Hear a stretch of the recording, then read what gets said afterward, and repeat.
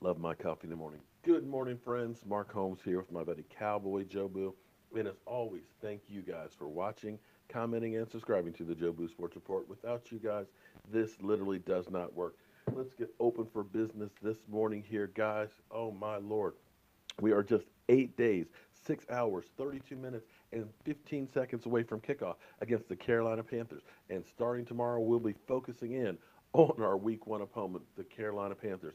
But today, my friends, is a day that is dreaded if you are an NFL player. There's so much uncertainty with being an NFL player. You literally, at the drop of a hat, can get a knock on the door, or at the locker, I should say. And it's the Turk that says, Coach wants to see you. Bring your playbook. And you know what that means. You're going to get the talk. We like what you did and everything else. We wish you the best of luck, but we may bring you back and yada, yada, yada, and that's it. Today, a lot of NFL dreams will go by the wayside. Others thought they had the team that they really wanted to be with. Maybe they'll get lucky and get picked up by somebody else. Some of these aging veterans, that guys that have been fixtures on teams, now are being let go by a younger guy.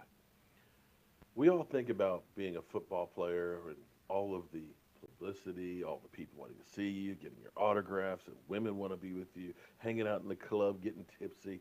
Think about all those great things, but we never think about the reality of the short career in the NFL and how hard it is to make a team. And right now, guys are waking up wondering, do I have a job after 4 o'clock today? And that's tough. We've already gotten rid of Kona Ely as well as another defensive lineman. Of course, we've got to get down to 53 guys. We have 88 on the roster. It's quite a few people that will be unemployed from the Cowboys. And also, the Cowboys are going to be looking around the waiver wire, and you never know, they may look at doing another trade. Now, before we go any further, surprisingly, Khalil Mack has been traded to the Chicago Bears. I'm not sure that's the place he really wanted to go, but it sounds like he definitely wanted to get out of Oakland. Now, here's an interesting thing.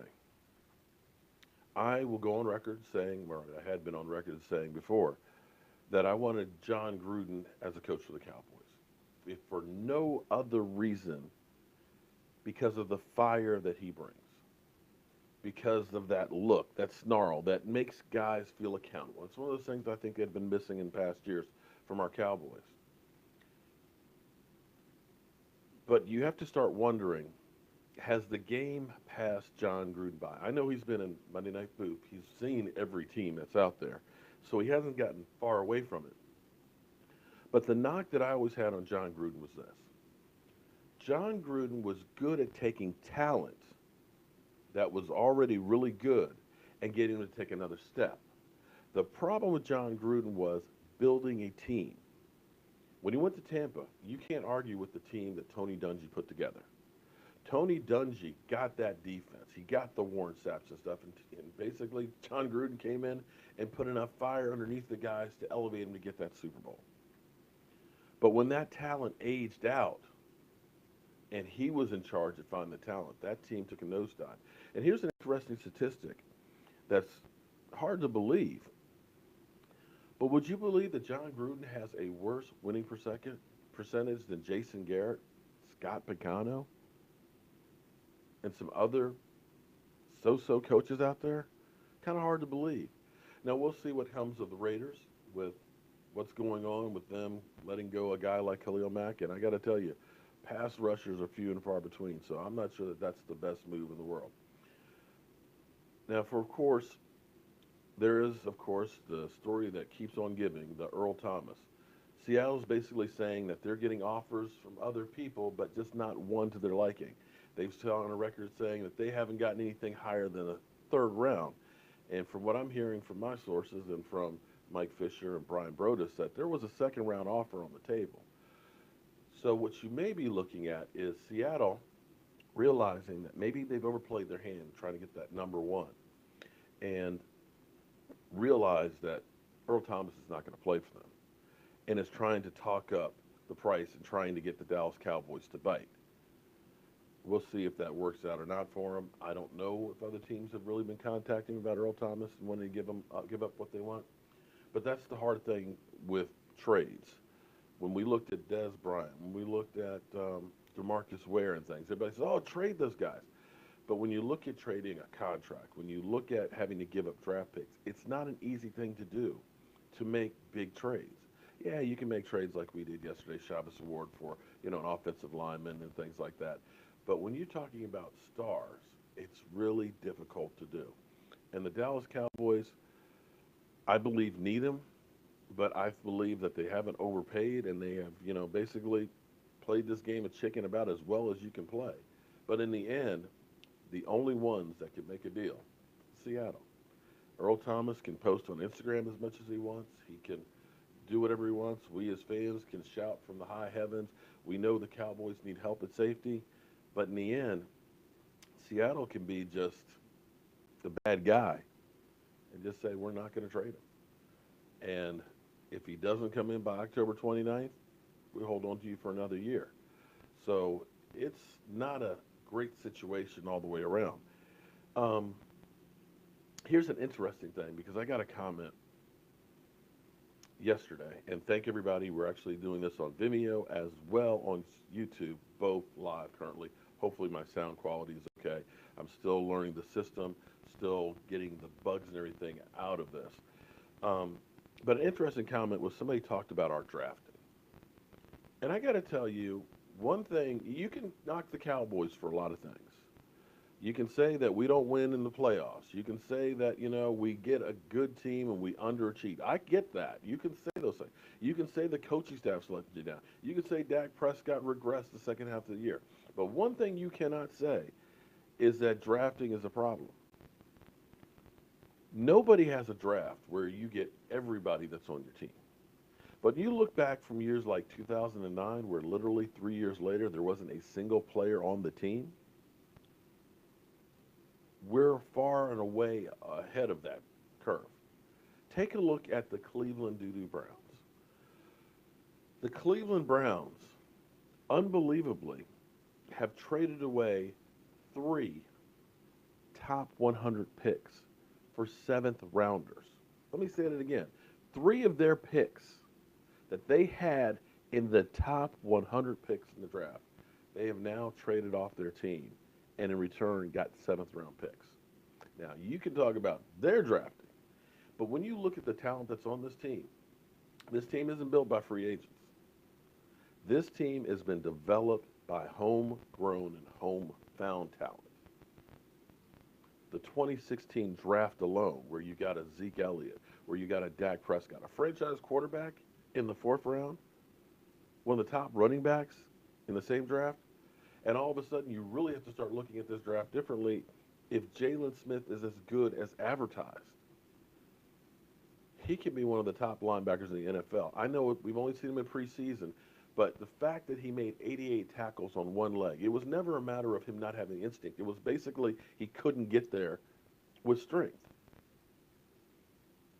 You add a Malik Collins, into that mix. You add an Anthony Brown, maybe a Rico Gathers.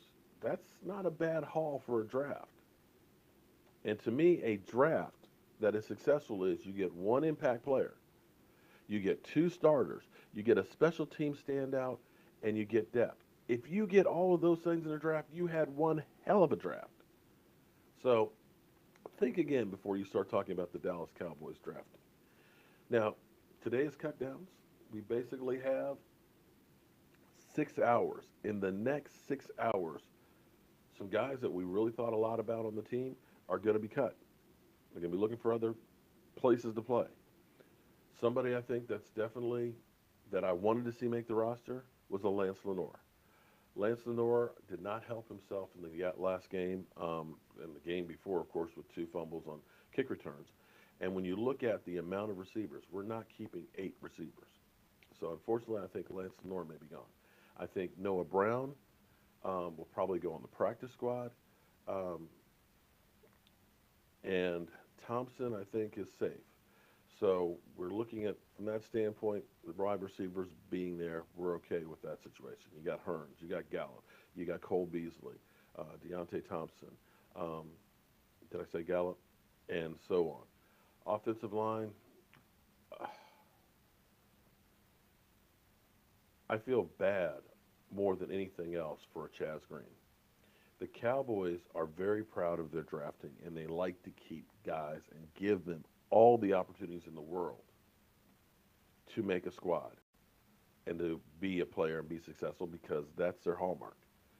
But I unfortunately feel that it's finally time to move on from Chaz Green. I think he would benefit from maybe going to somebody else's camp where he is not under the microscope because it's not physical. Right now, it's mental. Something happened in that Atlanta game where his confidence is shot. His technique is not there. He is just literally a deer caught in the headlights. And I'm afraid that he is finally going to get cut. I know a lot of people will be cheering that one and so on. Rico Gathers. That's one of those ones that is a hot button issue. Me personally, I think he deserves a spot on the team.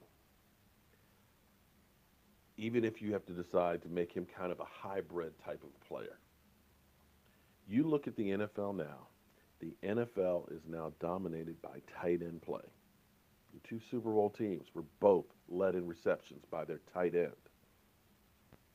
Gronk, it's been a force. Even when he's injured half of the season, it's still a force and a major target. Zach Ertz with the Eagles. And to have a guy 6'7", that arms that reach to the sun, who can catch. It's one thing to be tall and have that, but then he can't catch. He's got hands.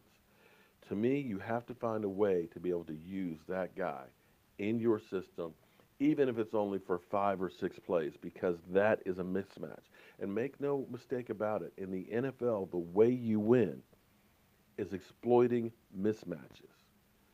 Try and be a 5'10", 5'11" cornerback and trying to cover that guy when it's thrown up as a jump ball. The possibilities there. So, other places with us needing some help in situations. We don't know about Earl Thomas, but you can best believe the Cowboys are right now, everybody's up. Everybody's had their coffee this morning, and they are watching closely every single player that's being cut because we definitely need some help at center. We definitely, without a doubt, need some help at safety. And you might even be looking at a tight end out there as well because I got to be honest, nobody has wowed me in the tight end front. So, guys, thank you all for being part of the Don't Sleep on the Dallas Cowboys report this morning. Hold on tight because there's going to be a lot of activity that's going to be going on. And as always, keep spreading the mojo. I'm Mark Holmes with my buddy Cowboy Joe Boo, and thank you for watching.